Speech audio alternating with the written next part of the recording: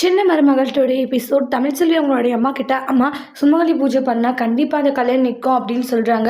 இது சரியாக வருமா தமிழ்? கண்டிப்பாக சரியாக வருமா? நான் சொல்கிற ஏற்பாடுகளை மட்டும் பண்ணணுன்னே அவங்களுடைய அப்பா, சரி தமிழ் நீ சொல்கிற ஏற்பாடுகளை நான் பண்ணுறேன், நீ கவலைப்படாதுன்னு சொல்லிட்டு ஃபோனை வைக்கிறாங்க. அதுக்கப்புறம் உள்ளே வந்து அவள் ரொம்ப தான் ஓவராக பண்ணிக்கிட்டு இருக்கா அந்த தாமரையோடைய அம்மா.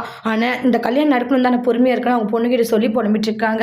அதுக்கப்புறம் நெக்ஸ்ட்டு தங்கச்சி அப்படின்னு சொல்லிட்டு போகிறாங்க. என்ன இந்த உங்களுக்காக ஒன்று வாங்கிட்டு வந்திருக்கான்றாங்க. பார்த்தா போடுவேன் கல்யாணத்தை கண்டிப்பாக மறக்காது வந்துடணும்னு நக்கலை தாமரை பேசிட்டு இருக்காங்க.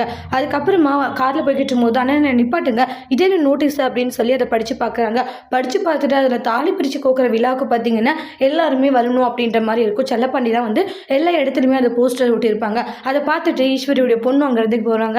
அதுக்கப்புறம் அண்ணன்றாங்க, என்ன இல்லை பத்திரிக்கை அடித்த பத்திரிக்கை இல்லைன்னா உங்களுக்கு மட்டும்தான் சொல்லிட்டு அதை கொடுக்குறாங்க. அதை அவங்களுமே வாங்கிக்கிறாங்க.